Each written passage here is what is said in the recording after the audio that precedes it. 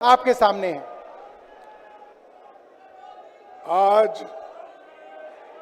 इस ऐतिहासिक रामलीला मैदान पर हो रही लोकतंत्र बचाओ रैली में पधारे आप सभी साथियों का मैं दिल से स्वागत करता हूं। और ये मंच है यूनिटी इन डाइवर्सिटी, हमारे एकता में, हमारे विविधता में एकता है। ये दर्शाने के लिए आज ये जो मीटिंग यहाँ पर बुलाई है, और इसके लिए मैं हमारे सभी साथियों का धन्यवाद करता हूँ। और खासकर ये जो मीटिंग है, इसका एक ही उद्देश्य है कि विपक्ष इकट्ठा होना चाहिए। इसलिए इस सभा में उपस्थित हमारे नेता श्रीमती सोनिया गांधी जी, श्री राहुल गांधी जी, शरद पवार जी, भगवंत मान जी, चंपई सोरेन जी, अखिलेश यादव जी, तेजस्वी यादव जी, सीताराम येचुरी जी, फारूक अब्दुल्ला जी, डॉक्टर राजा जी, दीपंकर भट्टाचार्य जी, महबूबा मुफ्ती जी, डेरिक ओबराय जी, कल्पना सुरेन जी, तिरुचि शिवाजी, सुनीता केजरीवाल जी, देवराज जी, तिरुतोल जी और कोरम अनीस उमर जी, इतने पार्टी के नेतागण इस मंच पे बैठे हैं। और ये किस लिए बैठे हैं? कि इस देश को बचाने के लिए, इस देश में एकता रखने के लिए, इस देश के डेमोक्रेसी को बचाने के लिए और इस देश के संविधान को बचाने के लिए ये लोग सारे इकट्ठे हो गए। मोदी तो डेमोक्रेसी नहीं चाहते, वो हमेशा तानाशाही के विचारधारा वाले हैं। मुझे परसों वो मिले थे, कल मिले थे राष्ट्रपति भवन पे। वहां पर शाह थे, नड्डा थे और मोदी जी भी थे और दूसरे नेता लोग भी थे। तो मुझे नड्डा जी ने पूछा कि आपका चुनाव प्रचार कब से हो रहा है और आपका लिस्ट कब फाइनल हो रहा है? तो मैंने यही कहा, हमारा लिस्ट तो फाइनल हो रहा है, लेकिन हम जो चुनाव करना चाहते हैं वो निष्पक्ष चुनाव नहीं हो रहा। और मेरे खाते में, मेरे पार्टी के खाते में जो पैसे थे वो पहले ही चोरी हो गए हैं। और खास करके मुझ पे जो पेनल्टी लगाई है वो 3,567 करोड़ का, 3,567 करोड़ की पेनल्टी मुझ पे लगाई है। 14 लाख का हिसाब हमने नहीं दिया, इसीलिए उन्होंने 135 करोड़ का जुर्म लगाया। ऐसा इंटरेस्ट पे इंटरेस्ट करके आज 3,667 रुपए कर दिया, ताकि जैसा राहुल जी ने कहा, हम प्रचार न कर सके, कहीं भी जा नहीं सके, कहीं जाना नहीं, किसी को मिलना नहीं, हमारे कार्यकर्ताओं को कोने कोने में भेजना नहीं। ये तरीका मोदी जी ने अपनाया है। और डेमोक्रेसी को एक एक करके हमारे संस्थाओं को वो खराब कर रहे हैं, उसका ऐसा गैर इस्तेमाल कर रहे हैं, चाहे वो ईडी हो, चाहे वो सीबीआई हो, चाहे वो सीवीसी हो, चाहे वो सीबीआई हो।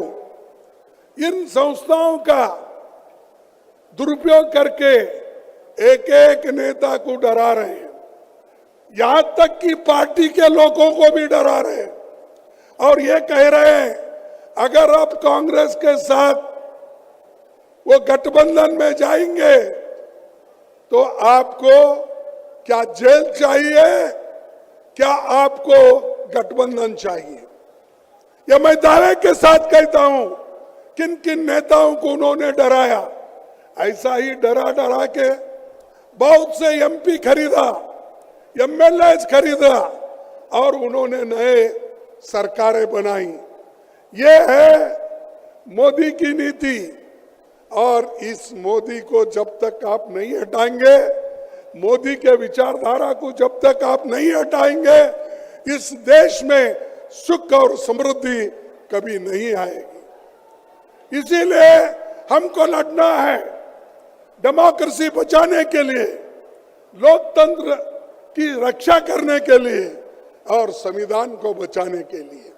संविधान है तो आपको रिजर्वेशन है, संविधान है तो आपको मूलभूत जो अधिकार है, फंडामेंटल राइट्स, वो मिलेंगे और संविधान नहीं है ये कुछ नहीं मिलेगा। आप याद कीजिए, मेरे माताओं से मैं निवेदन करता हूं, आप याद कीजिए अगर बीजेपी की सरकार इस देश में संविधान बनाती तो वो पहला काम करते महिलाओं को वोटिंग की पावर ही नहीं देते, क्योंकि उनके विचार वैसे हैं। लेकिन भारत एक ऐसा देश है, पंडित जवाहरलाल नेहरू जी और डॉक्टर बाबा साहब अम्बेडकर ने मिलके एडल्ट फ्रेंचाइज लाकर हर एक आदमी को वोटिंग का अधिकार दिया, चाहे वो स्त्री हो, चाहे वो पुरुष हो, चाहे वो नौकर हो, चाहे वो मालिक हो, चाहे कारखाने का बड़ा से बड़ा धनी हो, सबको अधिकार मिला। इससे पहले था क्या? आज बड़े बड़े बात करते हैं, इतनी टीका करते हैं हम पे, पूछो मत। अरे हमने तो देश को आजादी दिलाने के लिए लड़ा, खून बहाया, देश को एकता रखने के लिए श्रीमती इंदिरा गांधी जी अपनी जान दी, राहुल गांधी जी अपना जान दिए, उनके शरीर के टुकड़े टुकड़े हो गए। और वैसा ही श्रीमती इंदिरा गांधी जी देश को एकता रखने के लिए 32 गोलियां अपने छाती पे लगा ली। कौन लीडर ऐसा बताओ? यही बीजेपी वाले, यही आरएसएस वाले जनसंघ के नाम पे थे। तब क्या करते थे? तब ये सरकारी नौकरी में जाने के लिए लोगों को कहते थे, ये कहते थे क्विट इंडिया आंदोलन में भाग मत लो, गांधी जी की आइडिया अच्छी नहीं है, ये कहते थे। ये नौकरियों में रहते थे, ये व्यापार करते थे और देश के लिए कभी नहीं लड़े। मैं उसीलिए कई बार बोलता हूं, इनके घर का एक स्वान भी भोगता नहीं था, ऐसी परिस्थिति। लेकिन हमारे लोग सूली पे चढ़े, हमारे लोग लड़े। तो इसीलिए कांग्रेस पार्टी संविधान बचाने के तरफ हमारा ध्यान है और इसीलिए हमको ये जरूर होगा कि हम सबका विकास चाहते हैं। चंद अमीर मित्रों का विकास मोदी चाहते हैं। आप डेमोक्रेसी चाहते हैं या तानाशाही, आपको तय करना होता। आप डेमोक्रेसी चाहते हैं ना? अरे लोकतंत्र चाहते हैं या नहीं? जो लोकतंत्र चाहते हैं वो हाथ उठाइए दोनों, और जो तानाशाही का समर्थन करते हैं उनको इस देश से निकाल के फेंकना पड़ेगा। ये लोग आज, ये तो देखिए, ये बीजेपी खास करके ये एक पॉइजन के जैसा है, आरएसएस ये पॉइजन के जैसा है। अगर आप चाहते हैं चलो भाई इसको भी हम देख लेंगे थोड़ा चाट के, क्या बोलते हैं आपके इसमें मुझे मालूम नहीं, चाट के, तो चाट के अगर विष को देखेंगे तो भी मरेंगे, विष पिएंगे तो भी मरेंगे। तो वैसा चाट के एक बार देखने के लिए मत जाओ, और एक बार देखे हैं तो मोदी देश को खराब करता है। युवाओं को कोई नौकरी नहीं है, महंगाई बढ़ रही है। इसीलिए मैं एक बात आपके सामने रखना चाहता हूं, और इसमें तो मशहूर हमारे जो पंजाब के चीफ मिनिस्टर गए शायद यहां से, ये वक्त नहीं, ये वक्त नहीं, एक मुकदमा है। ये वक्त नहीं, एक मुकदमा है। या तो गवाही दो या गूंगे हो जाओ, या गवाही दे दो या गूंगे हो जाओ, हमेशा हमेशा के लिए। ये उनका कहना है, या हमारे पास आओ गवाही दो या नहीं तो गूंगे हो जाओ। इसीलिए आज केजरीवाल जी को, आज हेमंत सोरेन जी को अंदर डाल दिया। क्या ऐसा गुनाह था भाई? आप बाद में भी कर सकते थे, उनको बुला के पूछताछ करने के बाद में सजा देते। इलेक्शन के वक्त नोटिफिकेशन हो रहा है, आप उनके ऊपर केस करके अंदर डालते हो। और हेमंत को भी उसी वक्त उसके ऊपर उनका यही कसूर था कि वो गठबंधन के साथ चलना चाहते थे। उनको बुलाया गया, पूछा गया, तब उन्होंने कहा मैं कांग्रेस के साथ रहूंगा, गठबंधन के साथ रहूंगा, मैं आप कितना भी मेरे ऊपर प्रेशर करो, मैं झुकने वाला नहीं है, ये हेमंत ने कहा था। तो इसीलिए मोदी जी ने केस बनाया और उनको अंदर डाला। क्या यह लेवल प्लेइंग ग्राउंड है? क्या यह मैदान है?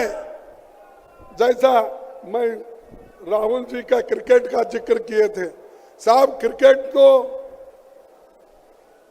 सब लोग ठीक ठाक मैदान बनाते हैं और पिच भी अच्छा करते हैं, तब लोग खेल पाते हैं। यहां तो मोदी सब तरफ खड्डा खोद के हमको क्रिकेट खेलो बोल रहा है, लेवल प्लेइंग ग्राउंड ही नहीं है। तो ऐसे व्यक्ति को इस बार हराना चाहिए। जब तक इनको हराएंगे नहीं, तब तक शांति से नहीं बैठना चाहिए। और ये इसलिए जरूरी है, किसी एक व्यक्ति के लिए नहीं है, या सिर्फ आज एक केजरीवाल जी के लिए नहीं है, या हेमंत के लिए नहीं है, ये 140 करोड़ जनता की रक्षा के लिए हम कर रहे हैं। और ये जरूरी है, गरीब को, किसान को, मजदूर को, छोटे मोटे व्यापारियों को, इनकी रक्षा करने के लिए हम ये कर रहे हैं। इसीलिए हम चाहते हैं कि डेमोक्रेसी को बचाओ। ये 224 की चुनाव होगी युवाओं के रोजगार के लिए, ये चुनाव होगी बढ़ती महंगाई के मुद्दे पर, ये चुनाव होगी किसानों के एमएसपी गारंटी पर, यह चुनाव होगी लोगों की हिस्सेदारी। जो राहुल जी ने बीड़ा उठाया है कि जाति जनगणना होना चाहिए और जिसकी जनसंख्या है उसको न्याय मिलना चाहिए, जिसकी जनसंख्या भारी है उसको न्याय मिलना चाहिए। इसीलिए वो जो आवाज उठाए, इसकी भी लड़ाई है। और भाजपा के भ्रष्टाचार के खिलाफ ये लड़ाई है। और चुनाव देश के संविधान और डेमोक्रेसी को बचाने की है। इसीलिए मैं आपसे विनती करता हूं कि आप सभी एक हो जाओ, मिलके चलेंगे। इसीलिए पंजाब के हमारे चीफ मिनिस्टर से भी यही मैं अपेक्षा करता हूं, जब एक होकर हम लड़ेंगे तभी हम कुछ हासिल करेंगे, नहीं तो एक दूसरे को कुचलते रहेंगे, आप कभी आगे नहीं आएंगे।